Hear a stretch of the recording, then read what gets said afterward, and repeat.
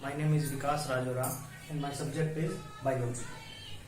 आज हम 11th class का फर्स्ट चैप्टर स्टार्ट करेंगे और फर्स्ट चैप्टर है लिविंग वर्ल्ड। इस लिविंग वर्ल्ड में हम पढ़ेंगे कि लिविंग क्या होता है।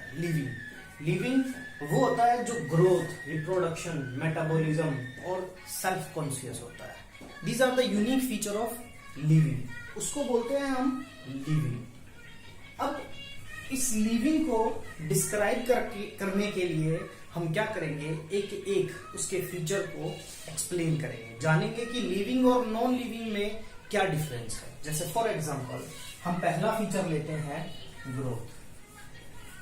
क्या है ग्रोथ? इंक्रीज इन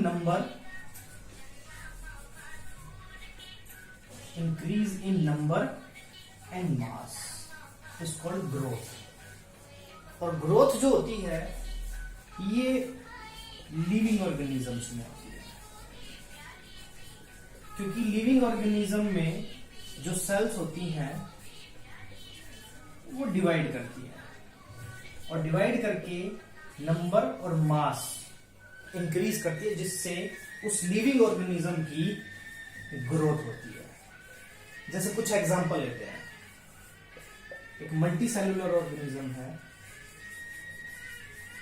अगर मैं प्लांट की बात करूं तो प्लांट में जो सेल का डिवीजन है वो कंटिन्यूअसली चलता रहता है और प्लांट जो होता है थ्रू आउट लाइफ ग्रो करता है। लेकिन अगर मैं इसी केस में मल्टी सेलुलर में अगर मैं एनिमल का केस लूं तो एनिमल में ये जो ग्रोथ होती है ये लिमिटेड होती है। और इसके साथ साथ एनिमल में जो सेल डिवीजन है वो रिप्लेस कर देता है जो सेल्स होती हैं बॉडी में। जैसे फॉर एग्जांपल अगर हम स्किन की बात करें, हमारी स्किन सेल्स रिप्लेस होती रहती हैं और उसके पीछे कौन रिस्पॉन्सिबल होता है? ये सेल डिवीजन ही होता है रिस्पॉन्सिबल। इसके अलावा अगर हम ग्रोथ की बात करें नॉन लिविंग मीन्स अगर हम साइज का बढ़ना अगर हम ग्रोथ कहें तो साइज में तो अगर हम एक किसकी बात करें, अगर एक माउंटेन की बात करें तो साइज में तो वो भी बढ़ता है। लेकिन डिफरेंस क्या है लिविंग ऑर्गेनिज्म की ग्रोथ और ये जो नॉन लिविंग में हमने साइज बढ़ता हुआ देखा, इसमें क्या डिफरेंस है? बहुत ही सिंपल सा डिफरेंस है और वो ये कि जो लिविंग ऑर्गेनिज्म में ग्रोथ होती है, जो लिविंग ऑर्गेनिज्म में ग्रोथ होती है वो इनसाइड होती है, यानी कि अंदर से सेल डिवाइड करती है और वो ग्रोथ अंदर से होती है। जबकि नॉन लिविंग में जो ग्रोथ हो रही है ये आउटसाइड है, बाहर से इसके ऊपर मटेरियल डिपॉजिट हो रहा है, इसीलिए ये ग्रो कर रहा है। लेकिन लिविंग ऑर्गेनिज्म में अंदर से ग्रोथ हो रही है, इसीलिए इस ग्रोथ में अंतर है। तो जो लिविंग ऑर्गेनिज्म होते हैं वो ग्रो करते हैं, लेकिन नॉन लिविंग जो होते हैं वो ग्रो नहीं करते। नेक्स्ट आता है हमारा रिप्रोडक्शन। रिप्रोडक्शन देखते हैं हम जानते हैं रिप्रोडक्शन क्या है। 10th क्लास में हमने पढ़ा रिप्रोडक्शन एक बायोलॉजिकल प्रोसेस है। Reproduction is a biological process in which a organism produce offspring similar to itself. अपने जैसा ही एक ऑर्गेनिज्म प्रोड्यूस करता है, उसको हम रिप्रोडक्शन बोलते हैं। अब रिप्रोडक्शन हमने पढ़ा है दो तरह का होता है, एक होता है एसेक्सुअल और दूसरा होता है सेक्सुअल रिप्रोडक्शन। एसेक्सुअल रिप्रोडक्शन किन में होता है? जिनमें ऑर्गेनाइजेशन बड़ी सिंपल होती है या सिंगल सेल्ड ऑर्गेनिज्म होते हैं, उनमें ये एसेक्सुअल रिप्रोडक्शन होता है। जैसे फॉर एग्जांपल अमीबा। अगर अमीबा में हम रिप्रोडक्शन की बात करें तो इसमें सिंपल सेल डिवीजन होता है। सिंपल सेल डिवीजन होगा और सेल डिवीजन से एक अमीबा दो नए अमीबा में बढ़ जाएगा। सेम बाइनरी फ्यूजन, हमने बाइनरी फ्यूजन के बारे में पढ़ा है, सुना है हमने बाइनरी फ्यूजन का मतलब होता है कि हमारा जो प्लाज्मोडियम है उसमें फीजन होता है, प्लाज्मोडियम में फीजन होता है, लेकिन वो फीजन मल्टीपल फीजन होता है। और अगर बाइनरी फीजन की बात करें तो अमीबा में होगा। लेकिन इस फीजन के लिए भी सिंपल क्या होगा, सब डिवीजन भी होगा।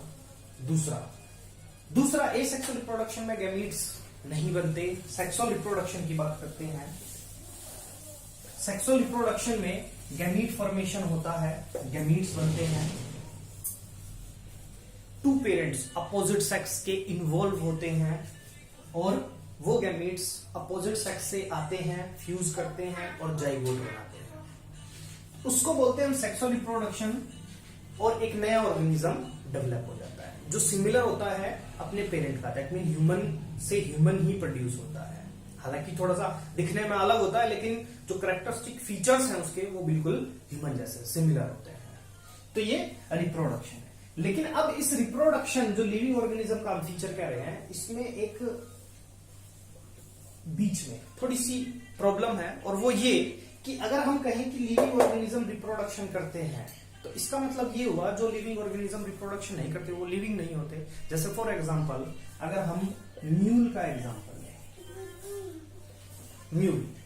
म्यूल रिप्रोडक्शन कभी नहीं करता क्योंकि ये मिक्सचर होता है डोंकी और हॉर्स का, उन दोनों से प्रोड्यूस होता है, उनकी मेटिंग से प्रोड्यूस होता है ये।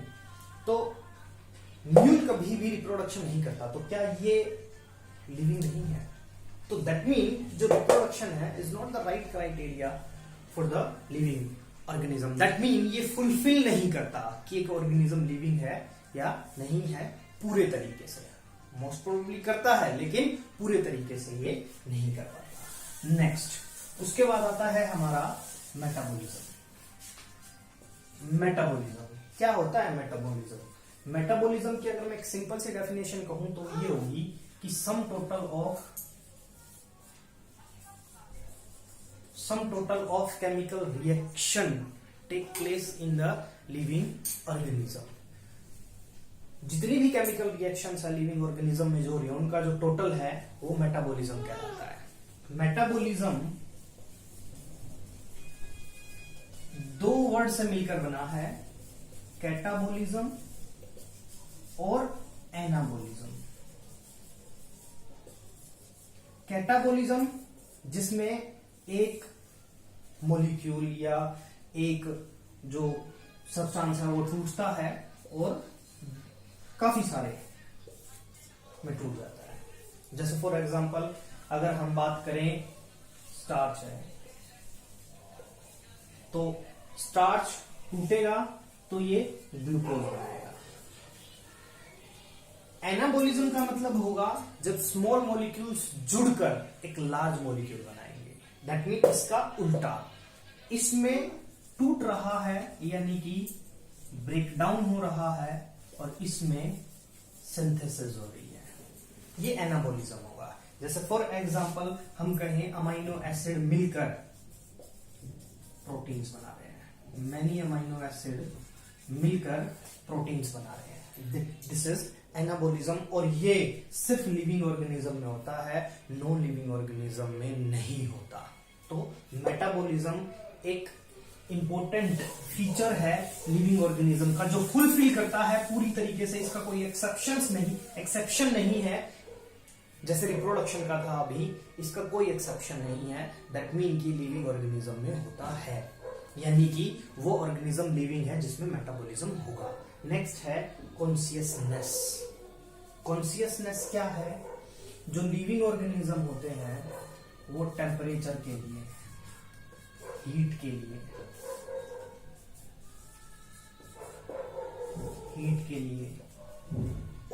और भी बहुत सारे जो इन्वायरमेंटल फैक्टर्स हैं उसके लिए रिस्पोंड करते हैं, यानी कि उनमें कॉन्शियस होता है। जैसे टच रिसेप्टर्स हो गए, अगर हम किसी को टच करते हैं तो वो रिस्पोंड करता है। इन्वायरमेंटल जैसे मैंने अभी टेम्परेचर का बताया, हीट का बताया, ये वो है जिसके लिए एक लिविंग ऑर्गेनिज्म रिस्पोंड करता है।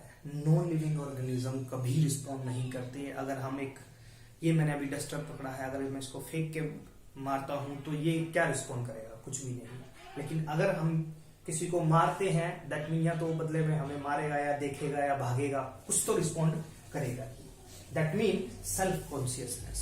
लेकिन यहां पर भी एक छोटी सी प्रॉब्लम आ जाती है, वो ये, अगर एक ह्यूमन है और वो कोमा में है, दैट मीन कोई रिस्पॉन्स नहीं देगा। अब वो क्या पता कब तक उस कोमा में रहेगा या कितने दिन से है। अगर एक पेशेंट को देखें, हम कोमा के पेशेंट को देखें, तो वो कोई रिस्पॉन्ड नहीं करता, दैट मीन उसमें सेल्फ कॉन्शियसनेस नहीं होती। लेकिन सिर्फ एक क्राइटेरिया पर हम लिविंग नहीं कहते, जैसे मैंने बताया, तो इसका मतलब अगर वो सेल्फ कॉन्शियस नहीं है तो उसमें क्या हो रहा है, ग्रोथ और डेवलपमेंट तो हो ही रही है, ठीक है।